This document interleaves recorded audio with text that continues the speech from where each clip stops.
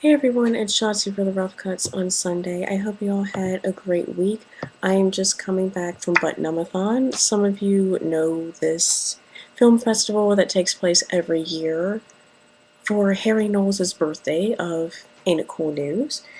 It is a 24, really more of a 26-hour long film festival that we all attend, that we like to attend. So we saw 8 new films and 4 vintage films.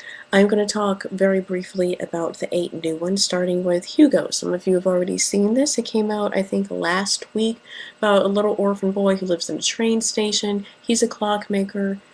When his father died, they were working on fixing up this animatronic doll that could write.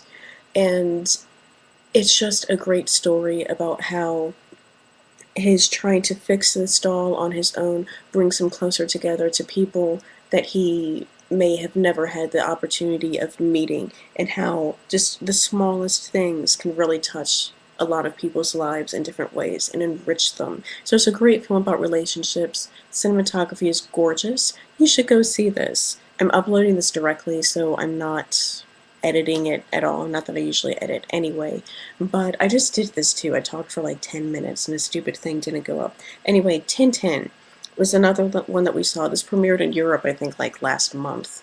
But this is a great story. You have Tintin, who is a young man who's an investigative journalist, and he buys this model ship.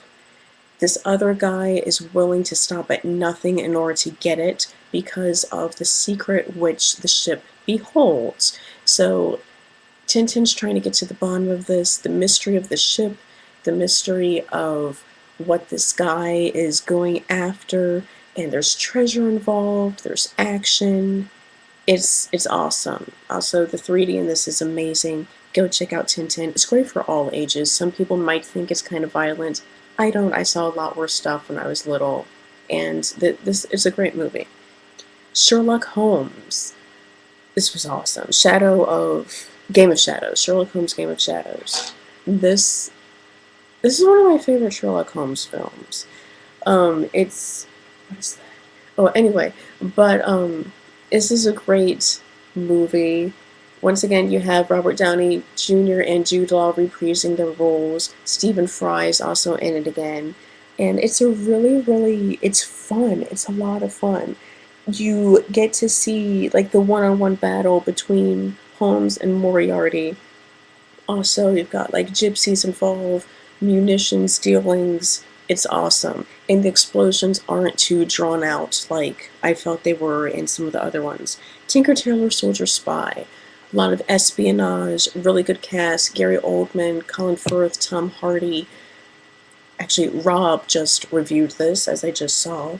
So you can go to his review. I enjoyed it. Some people might not because it's very wordy. You have to pay attention. Go check it out. Great performances, and it's a great script. My favorite film of the night, Cabin in the Woods. This is awesome. You know, Joss Whedon's, I think, epic horror film. It has a lot of elements of your stereotypical horror film, but it's done in a way never done before. It's totally new, and it is incredibly awesome. You've got to see this movie if you like horror films. It's one of the best ones that I've seen. And if you're not into blood and gore, don't see this. This is not an Adam safe horror film. Adam, this will freak you out. Don't watch it. You won't be able to stomach it. Anyone else, if you like movies that are awesome, you need to see Cabin in the Woods. It is awesome. It's beyond awesome. The Gray. Liam Neeson. He is kind of like a bounty hunter for wolves. He gets paid to like hunt and shoot wolves to prevent them from killing men working up in Alaska. He's on a plane, it crashes. So this is basically like 10 little Indians set in just the rugged, cold Alaskan wilderness. They're being hunted by wolves one by one, the survivors of the crash. It's intense. It's good, but it is intense. Okay, Ghost Rider. Once again, Nicolas Cage does not give a crap about what he's doing. The featurette that we saw for Ghost Rider beforehand and the Q&A with the director afterwards, I felt were significantly better than the actual Ghost Rider movie. This is better than the first one, but that's not saying a whole lot. Action sequences are good, and I'm convinced that, like, the directors are certifiably insane after seeing what they did to get some of the shots that they did. They're nuts. They are wacko nuts.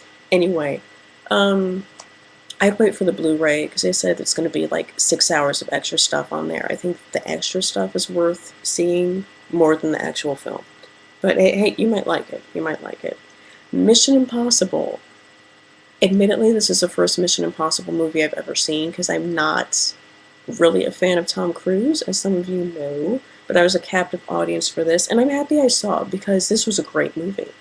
The pacing was great, the action sequences were amazing. Awesome movie. As much as I can't stand Tom Cruise, he was very bearable in this. And it was a great movie. The whole lineup was great this year. Anyway, so I say watch all of these, although you can probably wait for Ghost Rider. But definitely Cabin in the Woods. Go check out Cabin in the Woods. I'm going to try to get some sleep. I will see you all next week. Until then, goodbye.